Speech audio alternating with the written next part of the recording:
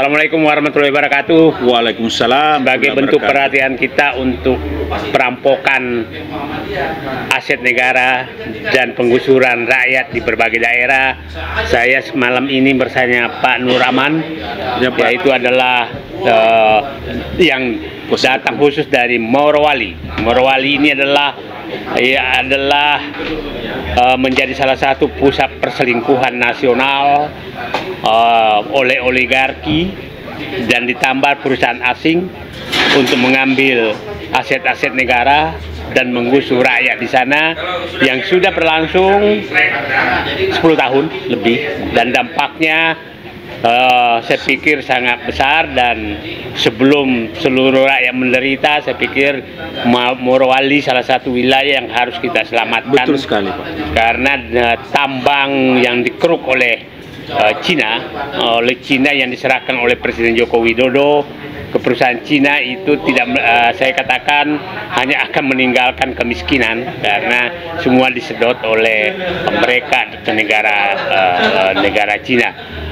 Dan ini menjadi salah satu perhatian kita, dan Pak Nur Rahman salah satu penasehat hukum terhadap masyarakat di sana, saya pikir perlu menjelaskan kepada publik apa yang terjadi sebenarnya yang selama ini ditutup-tutupi, agar seluruh penduduk Indonesia mengetahui apa yang terjadi sebenarnya di Morowali. Saya udah berkali-kali di Morowali, dan jadi saya agak paham, tapi jauh lebih bagus Pak Nur Rahman yang menjelaskan apa yang terjadi sebenarnya di Morowali. Silakan Pak Nur Rahman. Terima kasih banyak Bapak Dr. Haji Muhammad Said Didu yang berkenan memberikan kami kesempatan bertemu beliau, sehingga kita dapat mengangkat apa sih sebenarnya yang terjadi di Morowali. Saya Nur Rahman, kuasa hukum dari masyarakat terdampak Dusun 1 Desa Labota, Kecamatan Bahodopi, Kabupaten Morowali, atas dibangunnya pelabuhan ilegal tanpa amdal, tanpa izin oleh PT IMIP. Jadi kalau kita bandingkan dengan PIK 2, jauh lebih parah daripada pelabuhan yang dibangun oleh PT IMIP di Dusun 1 Desa Labota, Kecamatan Bahodopi. Dilakukan tanpa izin, dampaknya ketika hujan mendatangkan banjir dan lumpur, ketika kemarau mendatangkan debu dan debu batu bara. Data yang kami punya bahwa subjeknya atau korporasi yang memohonkan kepada pemerintah daerah Kabupaten Morowali rekomendasi untuk membangun itu tidak menentu. Pertama dimohonkan oleh BDT. Itu BDT dari kata Bintang 8 Terminal. Setelah bermasalah, tiba-tiba muncul nama BDM, Bintang 8 Mineral. Dan sekarang semua yang hadir pada pertemuan-pertemuan yang dilakukan oleh perusahaan itu diwakili oleh PT IMIP. Nah, dari segi subjek hukumnya saja, pelakunya korporasinya tidak menentu, Pak. Itu satu. Jadi bagaimana bisa mengurus izin-izinnya, izin tentang ruang, izin tentang di Kementerian Perhubungan, izin tentang lingkungannya. Legal standing saja pemohonnya itu tidak jelas. Siapa sih PT yang bertanggung jawab di sini? Korporasi apa ini yang bertanggung jawab? Nah, kemudian di belakang hari kami temukan bahwa IMIP itu tergabung dari dua korporasi. Satu dari China yang bernama Shanghai Decent Investment, dan satu dari Indonesia yang bernama Bintang 8 Investment. Nah, inilah yang bergabung sehingga muncullah IMIP. Terus yang kedua, bahwa rekomendasi yang dimintakan tadi oleh PT BDT Bintang 8 Terminal itu hanya seluas 83 hektar. Itu 2009 kami ada datanya, tanda tangan Bupati Morowali namanya Taslim, itu 83 hektar, tidak lebih dari itu. Tapi faktanya sekarang sampai tahun 2025 ini sudah bukan lagi 82 hektar, tetapi lebih dari 7 kilo menurut informasi terakhir yang kami dapat. Nah, inilah semua bentuk-bentuk ilegal yang mungkin yang saya bisa adopsi dari kalimat bahwa ini bentuk perampokan atas sumber daya alam kita. Kita bayangkan dengan adanya penimbunan laut ini, itu laut sudah jadi daratan, sehingga masyarakat korban mulai dari dampaknya, mulai termasuk nelayan-nelayan tradisional yang tidak bisa melaut lagi, Pak. Saya miris sekali Pak, ada satu orang namanya Institut Nasional yang pakai selo namanya Pak, itu alat tangkapnya itu. Pas itu kan selonya Pak, itulah yang akan dijadikan sebagai JT tadi bangunnya itu dibongkar Pak tanpa ganti rugi. Nah kita bisa bayangkan kenapa mesti Cina datang dengan seenak-enaknya menginjak-injak kedaulatan bangsa dan negara ini. Saya pikir, saya ingin mengulang bahwa tidak boleh ada harga triliunan berapa triliun pun bila ditukar dengan kedaulatan bangsa, kedaulatan negara ini, dan masa depan anak cucu bangsa ini. Itu mungkin yang saya ingin sampaikan. Terus yang kedua bahwa upaya yang dilakukan oleh masyarakat terdampak itu mulai dari desa, camat, bupati, sampai presiden sejak tahun 2020 itu sudah bermacam-macam. Saya sendiri sebagai kuasa hukum sudah bersurat ke presiden itu sudah 6 kali sejak tahun 2001. Ke Ketua DPR, ke Komisi 3 DPR, Kapolri, Menko Polhukam, dan semua menteri terkait, termasuk Menteri Investasi yang dulu Pak Bahlil, Menteri Lingkungan Hidup dan Kehutanan waktu itu, semua menteri yang terkait kami surati, KPK, Komnas HAM, Ombudsman, sampai Gubernur, Ketua DPR Provinsi Sulawesi Tengah, Bupati Morowali, Ketua DPR Kabupaten Morowali, Kapolres Morowali, tapi tidak ada satupun yang menanggapi. Yang lebih lucu, KPK turun, naik perahu, meninjau, merasa miris, pulang tanpa apa-apa, dan sampai saat ini tidak ada tindakan. Itu mungkin Pak yang bisa kita sampaikan. Ya, saya pikir saya melihat Morowali ini, panjang pantai Morowali itu Morowali Induk dan Morowali Utara itu sekitar 200 km. Betul Pak. Dan saya melihat mungkin hanya tersisa sekitar 40 km yang tidak diserahkan kepada pengembang, dan sebagian besar adalah perusahaan dari Cina. Jadi saya melihat pantai-pantai di sana sudah diserahkan betul oleh negara, dan yang problem besar kita hadapi adalah bahwa menurut saya ini sudah harus diaudit semua kepala desa, karena saya melihat inilah permainannya dimulai dari kepala desa, termasuk di hampir seluruh Indonesia demikian. Jadi penyerahan aset negara, laut, hutan lindung, mangrove, dan lain-lain itu, ini adalah kepala desa yang digunakan oleh aparat sebagai pintu terdepan untuk bekerja sama dengan perusahaan oligarki atau asing untuk mengambil aset negara. Jadi saya pikir harus kepala desa yang ada proyek besar itu harus diaudit, karena mereka sebenarnya biang kerok penyerahan aset. Dan saya tidak menemukan, saya pernah ketemu kepala desa di Morowali yang sempat bisa membela rakyatnya, tapi saya yakin mungkin hampir 100% itu adalah menggusur rakyatnya. Dan saya pikir seluruh kepala desa di Morowali juga harus diaudit. Itu saya pikir. Terima kasih. Ya, terima kasih banyak Pak. Oke, jadi kita tetap konsentrasi untuk menyelesaikan, mengadvokasi masyarakat dan meminta agar intinya Morowali harus diselamatkan untuk rakyat dan masyarakat Morowali, bukan untuk perusahaan Cina yang sedang datang untuk mengeruk tambang. Bukan kita anti pembangunan, tapi kami anti perampokan aset negara dan penggusuran rakyat.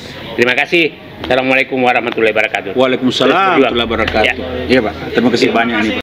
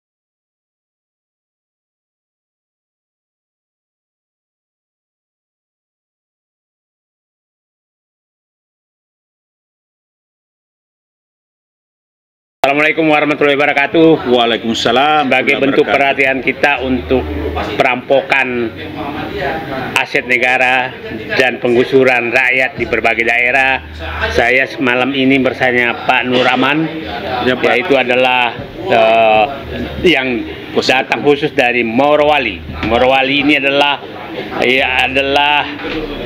menjadi salah satu pusat perselingkuhan nasional oleh oligarki dan ditambah perusahaan asing untuk mengambil aset-aset negara dan menggusur rakyat di sana yang sudah berlangsung 10 tahun lebih, dan dampaknya saya pikir sangat besar. Dan sebelum seluruh rakyat menderita, saya pikir Morowali salah satu wilayah yang harus kita selamatkan. Betul sekali, Pak. Karena tambang yang dikeruk oleh Cina yang diserahkan oleh Presiden Joko Widodo ke perusahaan Cina itu tidak, saya katakan, hanya akan meninggalkan kemiskinan karena semua disedot oleh mereka ke negara Cina.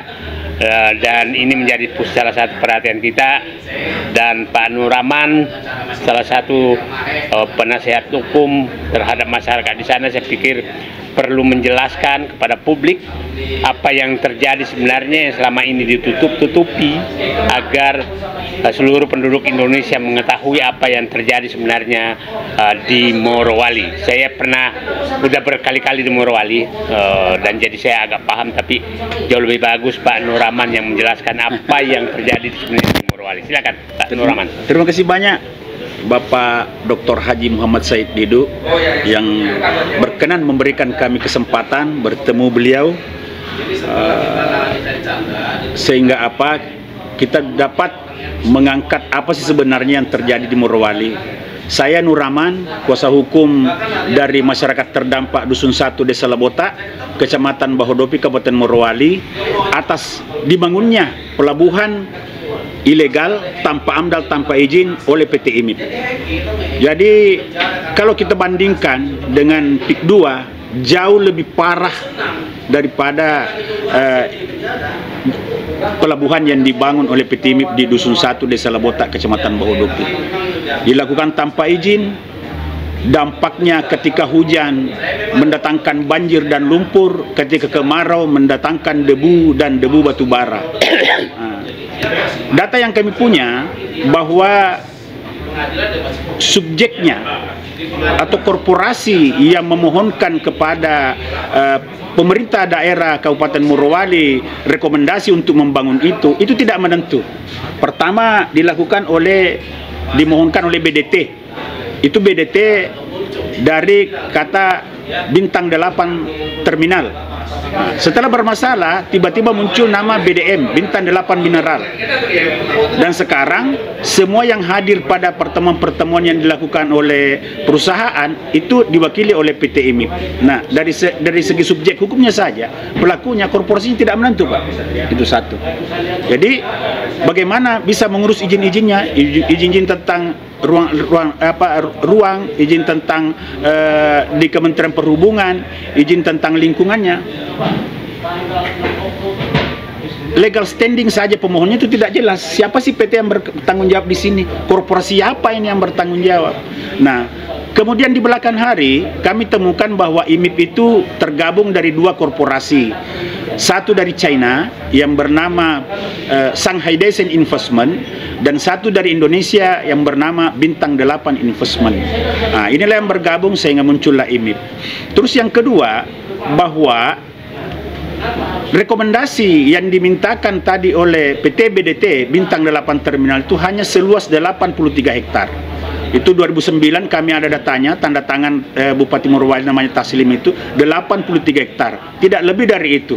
Tapi faktanya sekarang sampai tahun 2025 ini sudah bukan lagi 82 hektar, tetapi lebih dari 7 kilo menurut informasi terakhir yang kami dapat.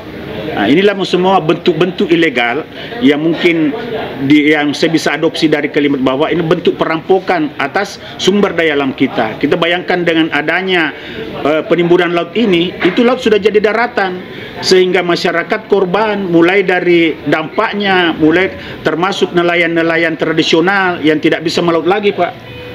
Saya miris sekali Pak, ada satu orang namanya Sutradara Nasional yang pakai selo namanya Pak, itu alat tangkapnya itu. Pas itu kan selonya Pak, itulah yang akan dijadikan sebagai JT tadi bangunnya itu dibongkar Pak tanpa ganti rugi. Nah kita bisa bayangkan kenapa mesti Cina datang dengan seenak-enaknya menginjak-injak kedaulatan bangsa dan negara ini. Saya pikir, saya ingin mengulang bahwa tidak boleh ada harga triliunan berapa triliun pun bila ditukar dengan kedaulatan bangsa, kedaulatan negara ini, dan masa depan anak cucu bangsa ini. Itu mungkin yang saya ingin sampaikan. Terus yang kedua bahwa upaya yang dilakukan oleh masyarakat terdampak itu mulai dari desa, camat, bupati, sampai presiden sejak tahun 2020 itu sudah bermacam-macam. Saya sendiri sebagai kuasa hukum sudah bersurat ke presiden itu sudah 6 kali sejak tahun 2001.